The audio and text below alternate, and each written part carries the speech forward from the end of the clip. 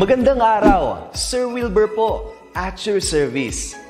Narito ang ETUlay upang gabayan ka sa inyong pag-aaral upang lubos na maunawaan ang iba't ibang paksa o subject.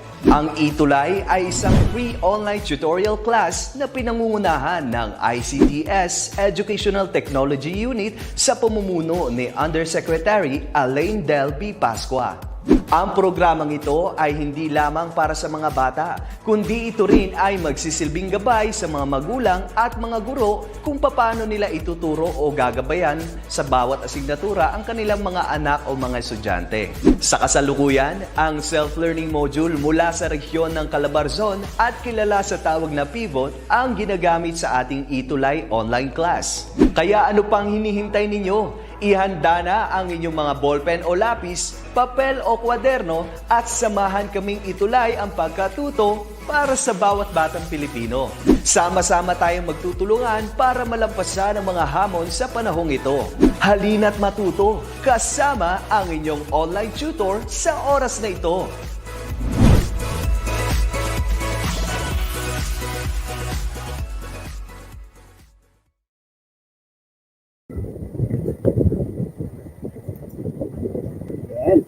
So maraming salamat po at ako po ang hahalili muna ngayon kay Sir Z sa ating Science 8 Quarter 4 week now. Ayan, so ano po kumusta na po kayo dyan at maraming salamat po sa pagtuto kahit medyo maulan po ngayon at ako po muli ang tutor trainer po ang hahalili muna kay Sir C sa ating Science 8 Quarter 4 week number. So, batiin ko muna po ang mga masugid nating mga tagapanood. Mary Jane Opaila, good afternoon. Leia Sagot, maraming salamat sa panonood. Christina Agsunod, good afternoon din po. Mary Angeline Tugal, good afternoon po watching from Taal High School, Bukawi, Bulacan. Edita Guillermo Sagala, good afternoon sir.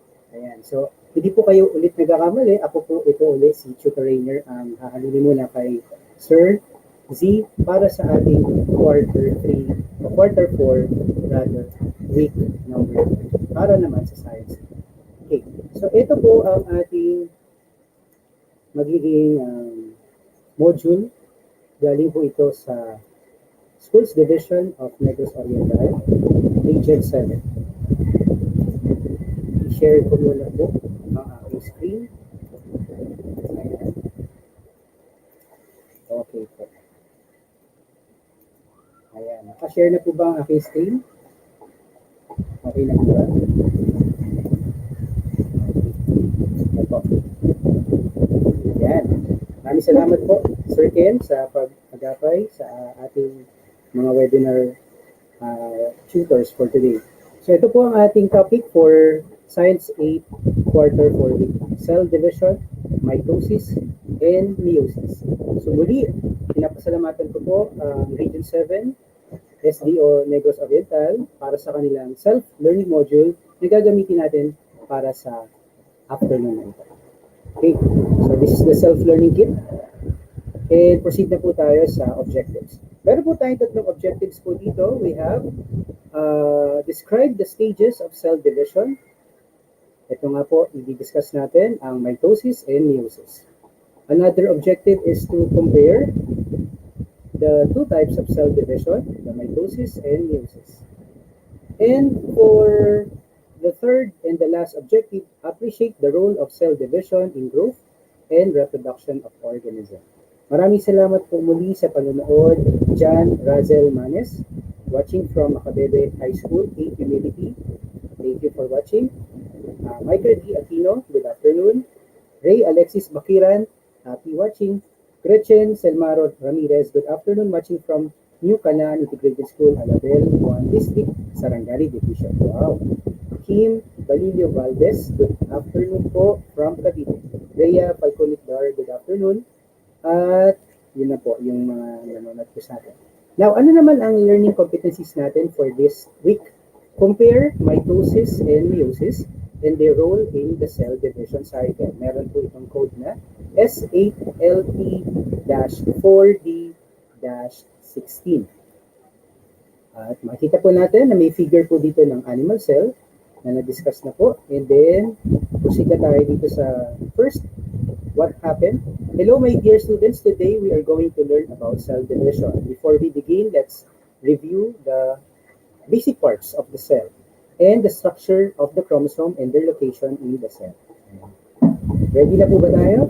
So, para po tayo makapag-participate sa ating talakayan, so you may now type your answer sa ating chat box or sa ating comment section, and then babasahin ni Tutor Rainier yung mga responses po ninyo. Okay, so dito muna tayo sa first basic cell parts. Draw and label the parts of animal cell. Identify the parts from the words present in the box below. Do this in your notebook. So, para maging interactive tayo, no? So, tayo po ay magta-type ng number at the same time your answer dito sa ating comment section. Ayan. So, dito muna tayo sa number 1. Okay. Medyo i-zoom natin, no, para mas maliwanag at mas clear yung ating picture. Okay, number 1, this one. Ito po. What do you call this cell structure or cell organelle? Itong number 1. Give ko lang kayo ng clue. This is the powerhouse of the cell. So kindly type your answer. Magandang araw po, present, Teacher Rainier, present from SDO, Mabalacat City, Pampanga. Hello, kapatid Mark Edward, Sir Neil. Maraming salamat sa panonood. Good afternoon, watching from Barakayo Integrated School, Davao City Division, Cindy Cormilada Selva. Okay, so again, Science 8 learners, ano po ang sagot natin dito sa number 1? This is somehow the powerhouse of the cell. It looks like para siyang cigar or parang cigarette doon sa loob ng cell. Hi, watching from SS Braille National High School sa Tamaran, Bulacan. Jamie Gornalia. Maraming salamat sa panonood. Okay, number 1. Ito po. Ano po itong number 1 na to? It is the powerhouse of the cell. This is what we call the mitochondrion. Okay? Mitochondrion, singular, mitochondria, plural. Okay, number 2. Ito po, yung structure na to, yung bilog na to on the outer part of the cell. Ano pong tawag natin sa number 2 yan? So, ito ang nagpoprotekta sa animal cell at siya rin po ang nagbibigay po ng semi-permeability. Ibig sabihin, inaalaw niya ang mga nutrients at iba't ibang mga substances na pumapasok sa loob ng cell at lumalabas din sa animal cell. So, this is number 2. If you know the answer, this is the cell membrane. Okay, the cell membrane. Next, number 3. Ito po. Ayan, this one. This one. Watching from Rangayan National High School, City of Bulacan, Division. Karen A. Adelan.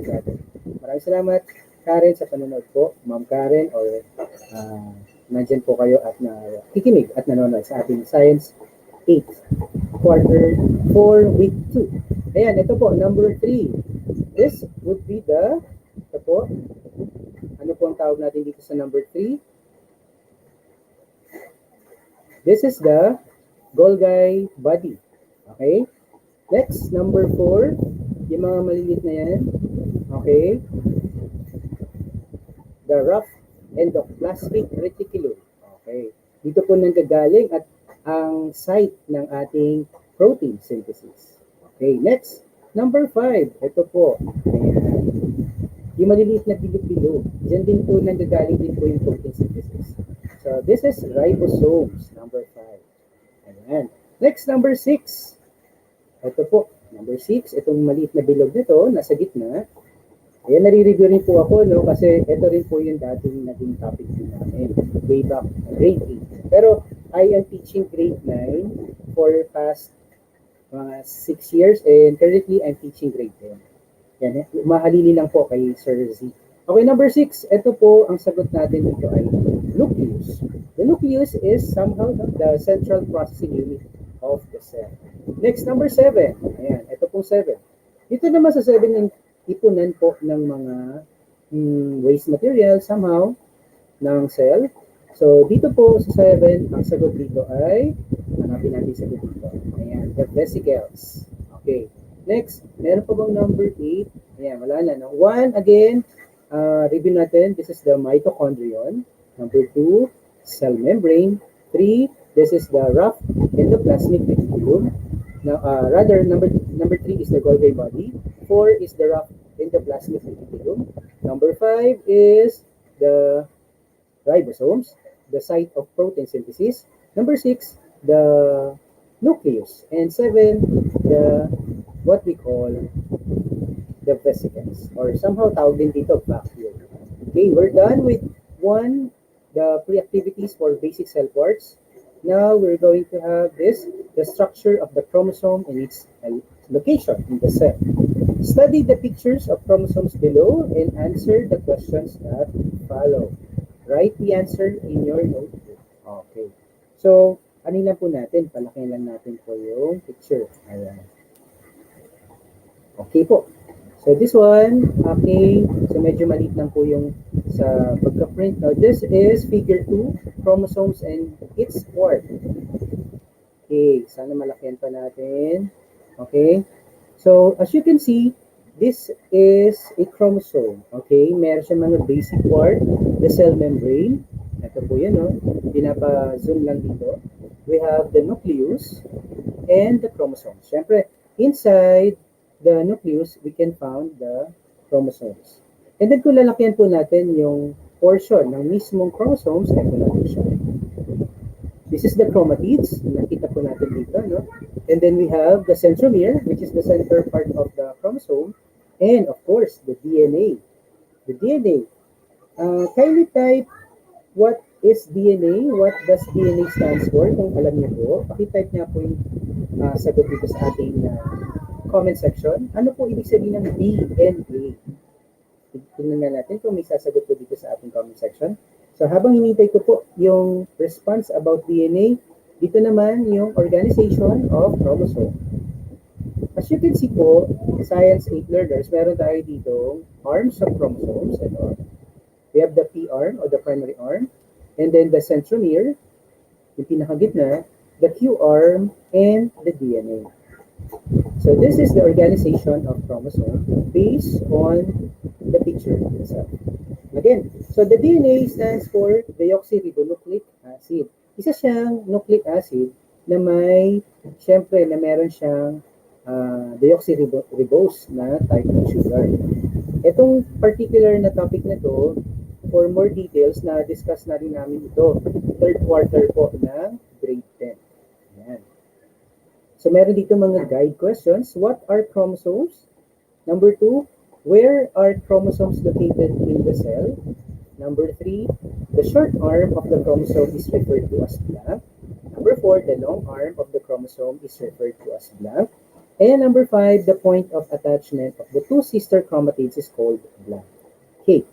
Now, okay, iiwan ko lang po dito yung mga sagot o mga questions natin dito sa ating basic cell parts at sa structure of the chromosomes and its location in the cell. Okay. Let's move now to second part ng ating SLM, what I need to know. So let me read. Let's give attention to the different stages of cell division, the mitosis and the meiosis. But before that, let's get to know more about the chromosome. Ayan. So nakita natin, Science 8 learners, meron tayo ditong illustration about the chromosome. Ayan. So let me read lang po. All living things contain what we call the genetic material that serves as the set of instructions that direct the activities and functions of the cells. These genetic materials, also known as the deoxyribonucleic acid or the DNA, are passed on from one generation to the next to ensure that the continuity of life. And in eukaryotic cells, what we call the cells with organelles, the DNA are bound with protein histones and are organized as beads on strings to form chromosomes. The number of chromosomes in a cell is characteristics of a species to which it belongs. For example, humans have 46 chromosomes while rice have 12. So meron tayong 46 chromosomes at sinasabi nga natin we have 23 pairs of chromosomes. That's why ang total niya ay 46. Nakikita natin dito yung mismong structure ng ating DNA. So DNA is a double helix na structure po niya. At parang pakikita natin na ang ganda ng kanyang structure. Ito kasi yung kanyang three-dimensional figure ng DNA. Makikita din natin ang iba't iba pang parts ng DNA. Merong nucleosome, at yung pinaka-basic sa pinaka-maliit na part niya is the chromosome. At makikita natin na naka-coil ang DNA at meron po itong mga tinatawag natin na histones. Okay? Now, let's move to the cell cycle. Ito kasi yung ating isa sa mga basic lesson na nagbibuild po sa ating most essential learning competencies. The cell cycle. The chromosomes of a cell change as the cell transitions from one stage to another in a typical cell cycle. The cell cycle may be divided into two stages. Remember, science teachers, the interphase, where the chromosomes are long and extended and are also referred to as chromatin. And the cell division phase, where the chromosomes become condensed and thickened. Ayan, may nanonood pa rin pala. Good afternoon po, watching from Ginsay National High School of Ginsay, Danao City. Maraming salamat sa panonood, Eileen Batukan. Maraming salamat po. Good afternoon po, watching Andrea Lynn Colliates, grade 8, Bonifacio, watching from Ginsay National High School, Danao City, province of Cebu. Maraming salamat po. Eileen Lapuos, watching from Tatas National High School. And Marie Christine Lau, watching from Ginsay National High School. Giro Gabriel Yedra, good afternoon po, watching from Natatas National High School, Tanawan City. R.S. Kadiling, good afternoon, watching from Macabebe High School. Good afternoon po, Dwight Cyril Langido, grade 8, Maagap, watching from Daragutan East National High School, SDO, Isabela. And good afternoon po, watching from Pulo National High School, Marisa Lopez. Yan, maraming salamat po sa pagtutok. Okay, so let's go back po sa ating cell cycle. Nahati po ito sa different phases. Okay? So, meron po tayo muna na interphase. Ayan. So, ano bang usually na nangyayari sa interphase? So, dito tayo. The interphase refers to the period that follows one cell division and precedes another. This stage is divided into three substages. The first gap or period is what we call the G1. Take note, the first gap is the G1. Okay? During this time, the cell grows initially. So, dito na lumalaki po yung cell. And then, yung middle stage niya, this is what we call the S1 or the synthesis stage. This is the period of the DNA synthesis or what we call the DNA replication. Na kung saan, yung mga chromosomes naman ay nag-duplicate o nag-replicate. Tumadami. And the second gap period is what we call the G2, which is what we call the representation of period of rapid cell growth to which prepare the cell division. Again, balik tayo. Yung first gap or the G1 is doon nag-start lumaki or nag-grow na yung cell. After which, magkakaroon ng middle stage. This is what we call the synthesis stage or the S1. And the last or the second gap is the G2 na kung saan yung rapid cell growth nangyayari na para naman po in preparation for the cell division. Now, alternating with interphase is the cell division phase na. So after letter I or the interphase, papasok na ngayon tayo sa cell division. Mostly in eukaryotic cells, meron tayong two types ng cell division. Yung una, what we call the mitosis, and the second one is the meiosis. So differentiate mo natin siya pa isa-isa.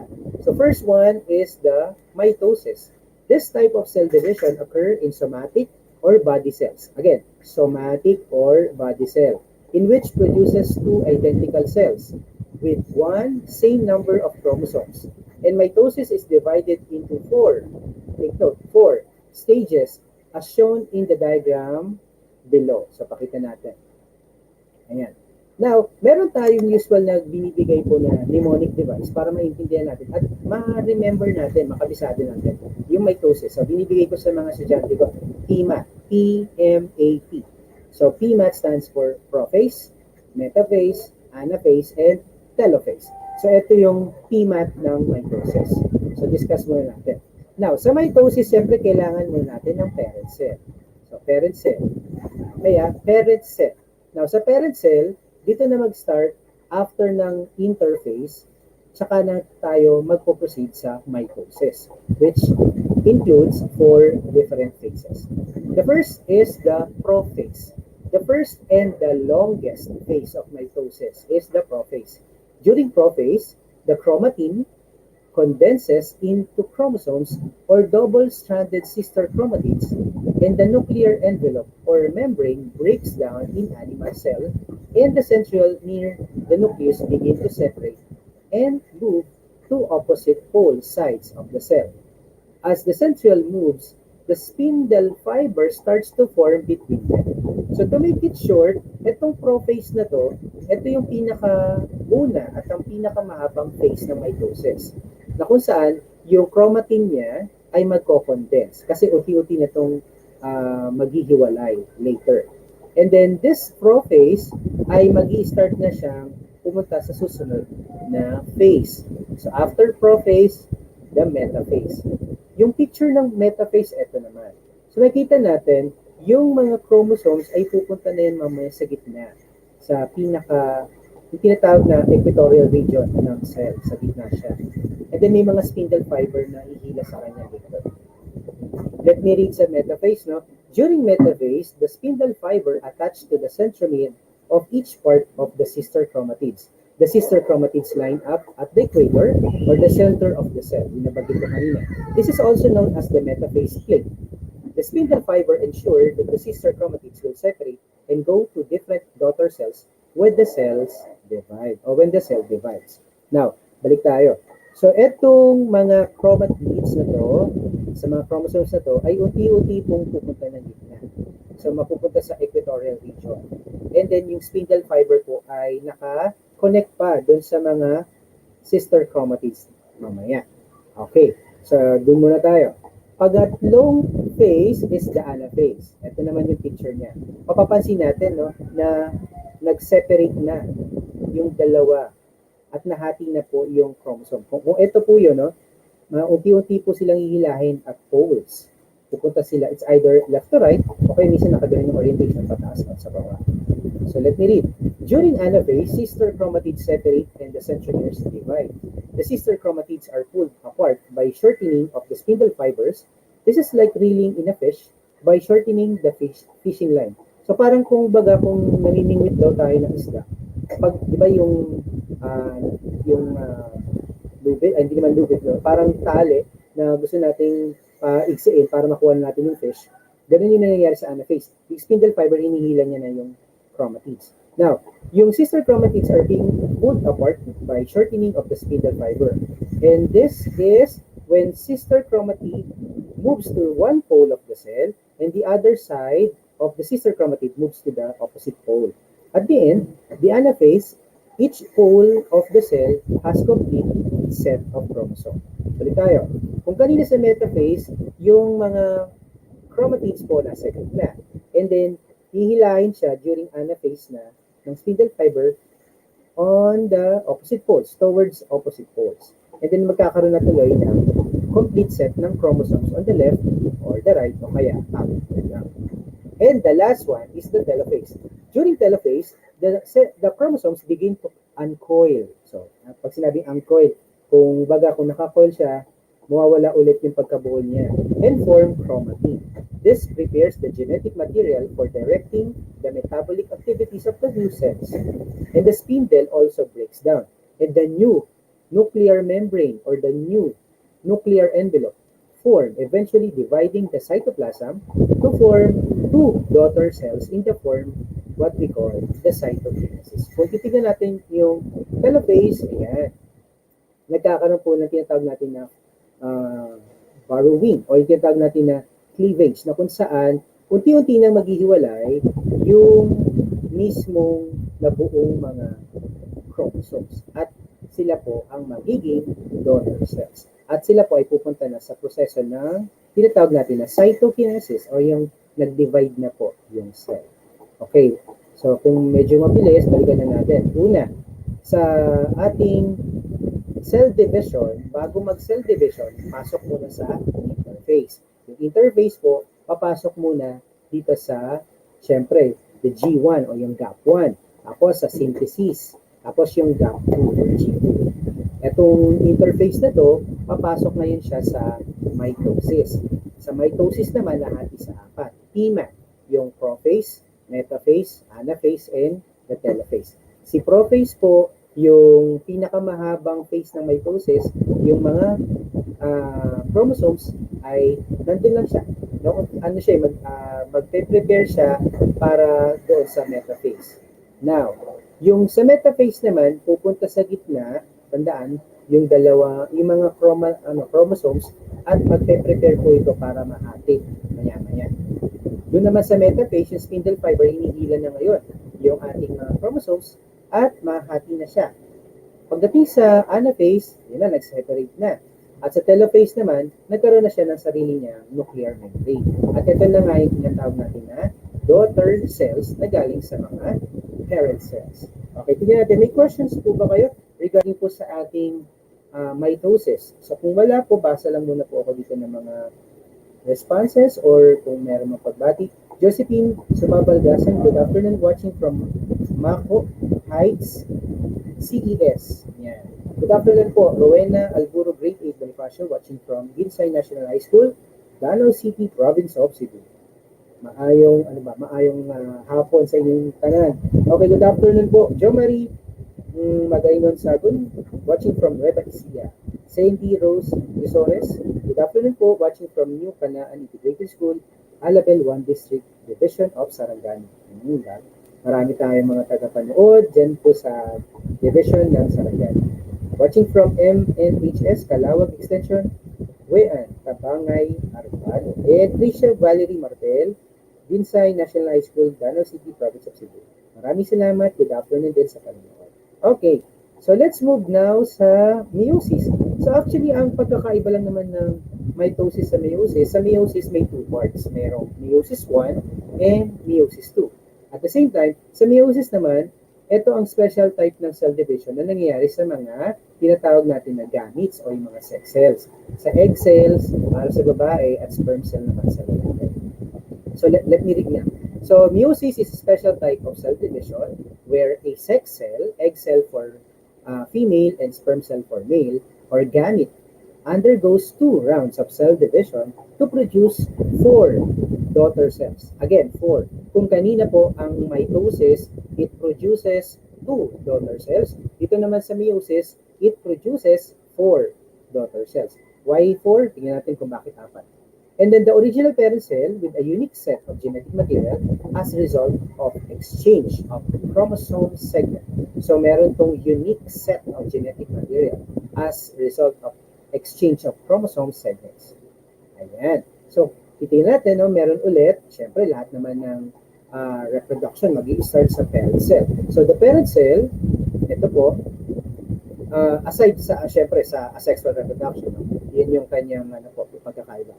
So, we are talking about sexual reproduction. So, parent cell, now, kung mag-undergo po ito ng meiosis 1, babalik ulit ito sa PMAC. So, prophase 1. During prophase 1, in meiosis 1, the chromosomes in this phase begin to pair off as homologous or exact pair. Again, when you say homologous, ito po yung magkapareho po ng chromosome. At meron itong magkapareho po ng characteristic in exact pair. The chromosome contract due to repeated coiling. Crossing over takes place during the stage when a segment of sister chromatid of one chromosome is exchanged with the same segment of the sister chromatid of the homologous chromosome through formation of cross-link segment. So itong sinasabi dito na basic concept ay madidiscuss ito sa grade 10. Nagkakaroon ng crossing over, meaning yung isang chromosome na may specific na DNA or characteristic nagko-cross over sa pangalawa or sa kabila. So yun po yung sinasabing crossing over. Now, kung titignan natin dito, after crossing over, the sister chromatids of each chromosome may no longer be identical, while each other based on the genetic material they contain. So, di katulad kasi sa meiosis, kung ano man yung daughter cell, kung ano yung parent cell, yun din yung lalabas ng daughter cell. Pero dito sa ating, sa ating meiosis, iba. So, unique ang lumalabas na characteristic. Okay, let's move. Sa metaphase 1, the paired chromosome arrange themselves in equatorial plate. Ito po yan, equatorial plate. So, nag-move na naman siya pagitna sa equatorial region kasi gagawa siya ng equatorial plate. Next, spindle fibers, sa anaphase na tayo. Spindle fibers form and attach to the centromeres of the chromosomes, and the homologous chromosome separates from each other completely and start their movement towards the pole of the cell as they pulled by the spindle fiber. As the centromere of each chromosome does not divide, the sister chromatids remain together. Yan. In the telophase, this is the last stage of the chromosome when chromosomes reach their respective poles. Nandun na sa pinakadulo. Ito po. Okay?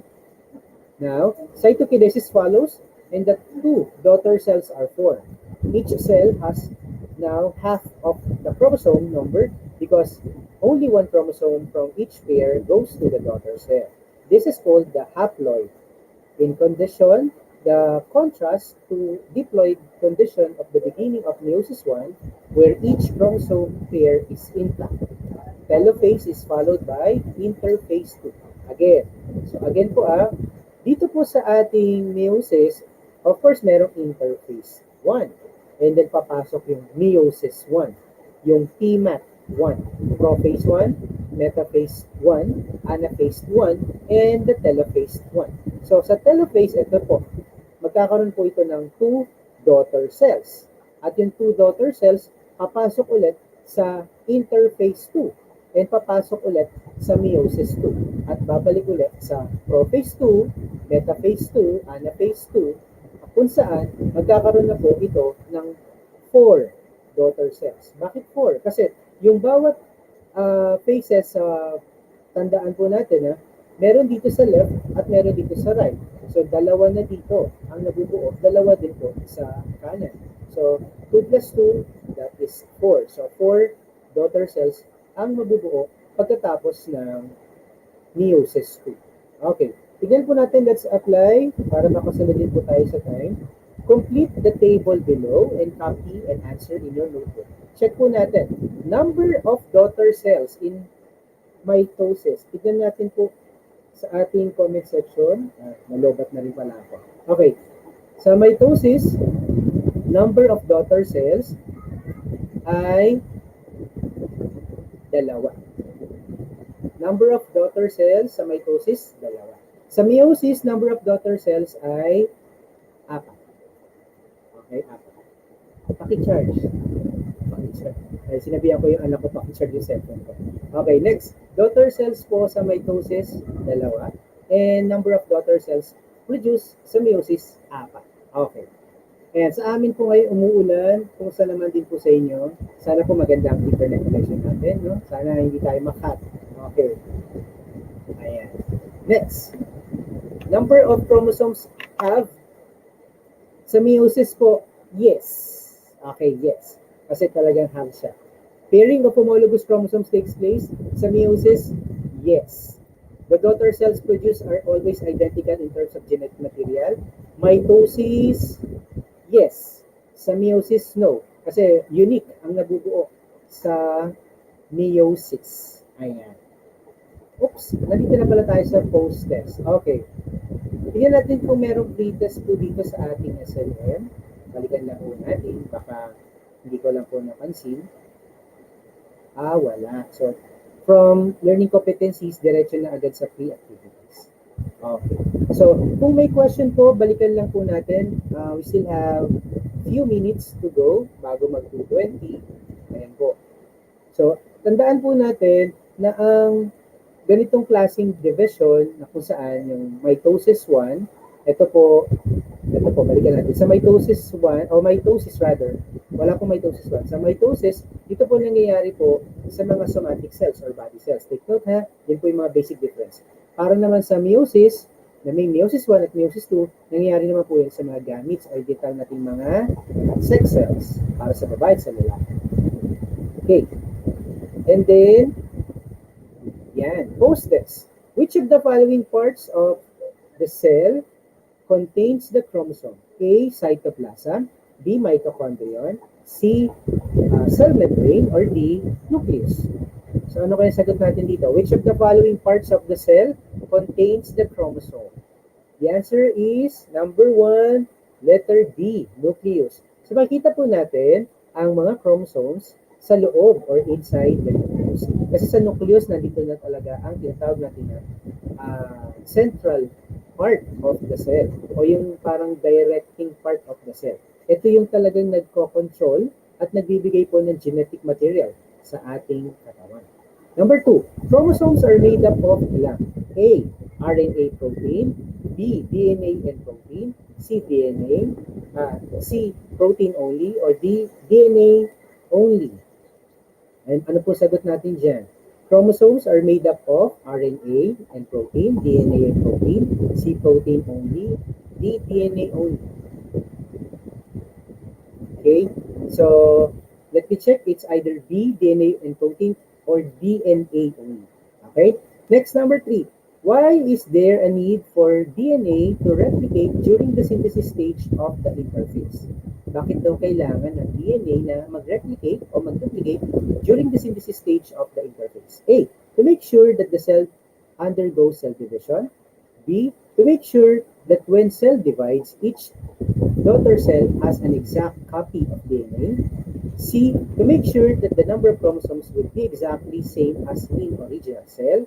And D, to make sure that the cell grow rapidly. Ano po ang ano natin? Kung babalikan po natin dito sa interface, no? Ayan, para mag-review rin po tayo. Dito po sa interface, binabanggit na kanina na kung nabasa po natin. Okay, ito po. The interface refers to the period that follows one cell division and precedes another. This stage is divided into 3 sub-stages. The first gap period, or G1. The middle stage is the S1, and the second gap, G2, represents the period of rapid cell growth to prepare cell division. Okay, pero may answer here dito, no, sa ating post-test. Ayan. To make sure that the number of chromosomes will be exactly the same in original cells. Letter C. Okay, kasi kailangan kopyahin niyo talaga yung genetic material po ng daughters, ng parent cell rather. Number 4, what events take place when cell undergoes cytokinesis? A, there is growth of nucleus. B, it's a period of replication. C, there is a division of the cytoplasm. There is reappearance of the nuclear membrane. Pag sinabi natin cytokinesis, ito na yung pagkatapos ng tinatawag natin na telophase. Yung telophase kasi nagkaroon na siya ng sarili niyang nuclear membrane tapos maghahati na. Okay. So this is there is a growth of nucleus. Nagkaroon ulit ng panibagong nucleus. Okay.